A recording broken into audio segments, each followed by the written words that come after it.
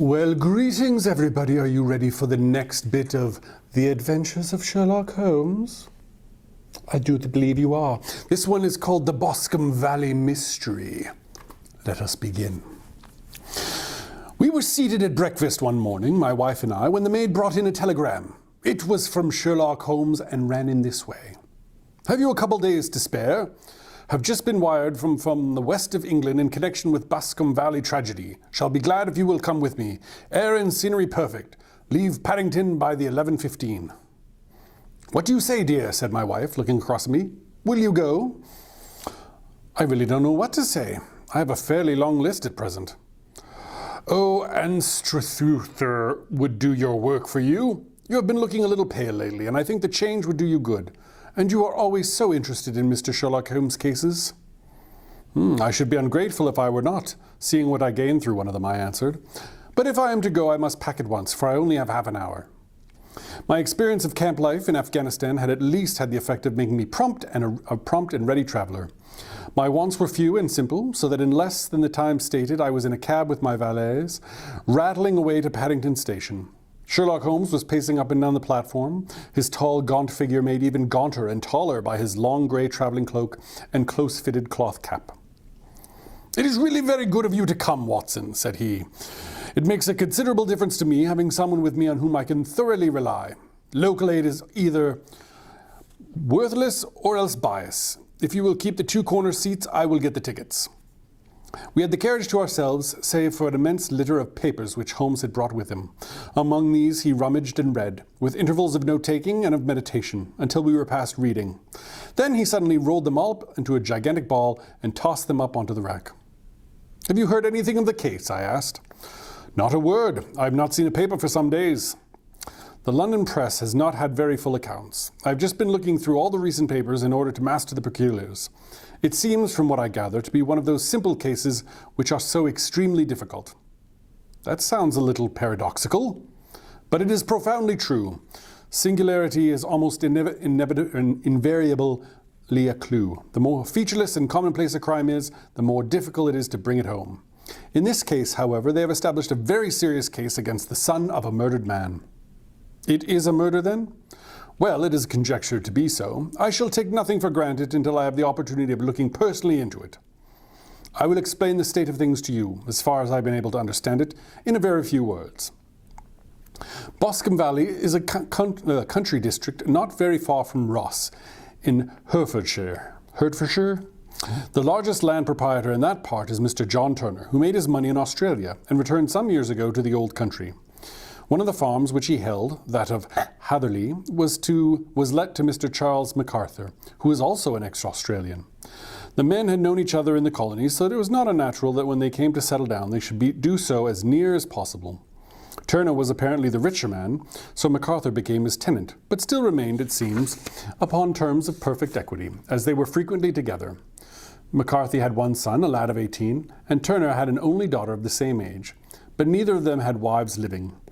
They appeared to have avoided the society of their neighbouring English families and had led retired lives, though both the MacArthurs were fond of sport and were frequently seen at the race meetings of the neighbourhood.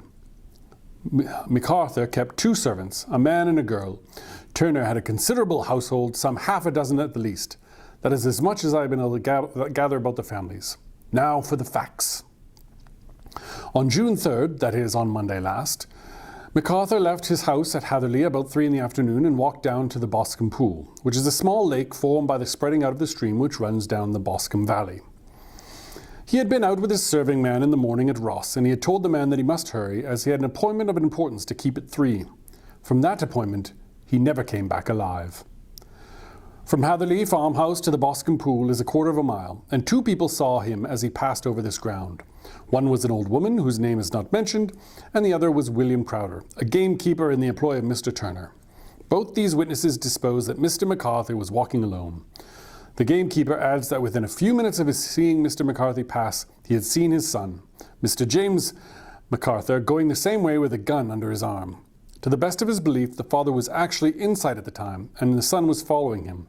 He thought no more of the matter until he heard in the evening of the tragedy that had occurred. The 2 MacArthurs were seen after the time when William Crowder, the gamekeeper, lost sight of them. The Boscombe pool is thickly wooded round, with just a fringe of grass and of reeds round the edges. A girl of 14, Patience Morin, who is the daughter of the lodge-keeper of the Boscombe Valley estate, was in one of the woods picking flowers. She states that while she was there, she saw, at the border of the wood and close by the lake, Mr. McCarthy and his son, and that they appeared to have a violent quarrel. She heard Mr. McCarthy the elder use very strong language to his son, and she saw the latter raise up his hand as if to strike his father. She was so frightened by their violence that she ran away and told her mother when she reached home that she had left the two McArthurs quarreling near Boscombe Pool, and that she was afraid that they were going to fight. She had hardly said the words when young Mr. McCarthy came running out of the lodge to say that he had found his father dead in the woods and asked for the help of the lodge-keeper. He was much excited, without either his gun or his hat, and his right hand and sleeve were observed to be stained with fresh blood. On following him, they found the dead body of his father stretched out upon the grass beside the pool. The head had been beaten in by repeated blows of some heavy and blunt weapon. The injuries were such that might very well have been inflicted by the butt end of his son's gun, which was found lying on the grass within a few paces of the body. Under these circumstances, the young man was instantly arrested, and a verdict of willful murder had been returned at the inquest on Tuesday. He was on Wednesday brought before the magistrates at Ross, who had referred the cases to the next assizes. These are the main facts of the case as they came out before the coroner and at the police court. I could hardly imagine a more damning case, I remarked. If any circumstantial evidence pointed to a criminal, it does so here. Circumstantial evidence is a very tricky thing, answered Holmes thoughtfully. It may seem to point very straight to one thing, but if you shift your own point of view a little, you may find it pointing to an equally uncompromising manner to something entirely different. It must be confessed, however, that the case looks exceedingly grave against the young man, and it is very possible that he is indeed the culprit. There are several people in the neighbourhood, however, and among them Miss Turner, the daughter of the neighbouring landowner, who believes in his innocence and who have retained Lestrade, whom you may remember in connection with the study in Scarlet, to work out the case in his interest. Lestrade, being rather puzzled, has referred the case to me, and hence it is that two middle-aged gentlemen are flying westward at 50 miles an hour instead of quietly digesting their breakfasts at home. Excuse me. I'm afraid, said I, that the facts are so obvious that you will find little credit to be gained out of this case. There is nothing more deceptive than an obvious fact, he answered, laughing. Besides, we may chance to hit upon some other obvious facts which may have been by no means obvious to Mr. Lestrade. You know me too well to think that I am boasting when I say that I shall either conform or destroy his theory by means which he is quite incapable of employing, or even of understanding. To take the first example to hand, I very clearly perceive that in your bedroom the window is open on the right-hand side, and yet I question whether Mr. Lestrade would have even so self-evident a thing as that. How on earth? My dear fellow, I know you well. I know the military neatness which characterizes you. You shave every morning, and in this season you shave by the sunlight. But since your shaving is less and less complete as we get further back on the left side, until it becomes positively slovenly as we get round the edges of the jaw, it is surely very clearly that that side is less illuminated than the other. I cannot imagine a man of your habits looking at himself in an equal light and being satisfied with such a result. I only quote this trivial example of observation and inference, wherein lies my métier, and it is just possible that it may be of some service in the investigation which lies before us. There are one or two minor points which were brought out in the inquest, and which are worth considering. What are they? It appears that his arrest did not take place at once, but after the return to Hatherley Farm. On the inspector of constabulary informing him that he was prisoner, he remarked that he was not surprised to hear it, and that it was no more than his deserts. This observation of his had the natural effect of removing any trace of doubt which might have remained in the minds of the coroner's jury. It was a confession! No, for it was followed by a protestation of innocence. Coming on the top of such a damning series of events, it was at least a most suspicious remark. On the contrary, said Holmes, it is the brightest rift which I can at present see in the clouds. However innocent he might be, he could not be such an absolute imbecile as not to see that the circumstances were very black against him. Had he appeared surprised at his own arrest, or feigned indignation at it, I should have looked upon it as highly suspicious, because such surprise or anger would not be natural under the circumstances. and yet might appear to be the best policy to a scheming man. His frank acceptance of the situation marks him as either an innocent man or else as a man of considerable self-restraint and firmness. As to his remark about his deserts, it was also not unnatural if you consider that he stood by the dead body of his father, and that there is no doubt that he had that very day so far forgotten his filial duty as to bandy words with him, and even, according to the little girl whose evidence is so important, to raise his hand as if to strike him. The self-reproach and contrition which are displayed in his remark appear to me to be the signs of a healthy mind, rather than a guilty one. I shook my head. Many men have been hanged on far slighter evidence, I remarked. And so they have, and many men have been wrongfully hanged. What is the young man's own account of the matter? It is, I am afraid, not very encouraging to his supporters, though there are one or two points in which are suggestive. You will find it here, and may read it for yourself. He picked out from his bundle a copy of the local Herefordshire paper, and having turned down the sheet, he pointed out the paragraph in which the unfortunate young man had given his own statement of what had occurred. I settled myself down in the corner of the carriage and read it very carefully. I ran it in this way. Mr. James McCarthy, the only son of the deceased, was then called and gave evidence as follows. I had been away from home for 3 days at Bristol, and had only just returned upon the morning of last Monday, the 3rd. My father was absent from home at the time of my arrival, and I was informed by the maid that he had driven over to Ross with John Cobb, the groom. Shortly after my return, I heard the wheels of his trap in the yard, and looking out my window, I saw him get out and walk rapidly out of the yard, though I was not aware in which direction he was going. I then took my gun and strolled out in the direction of Boscombe Pool, with the intention of visiting the rabbit warren, which is upon the other side.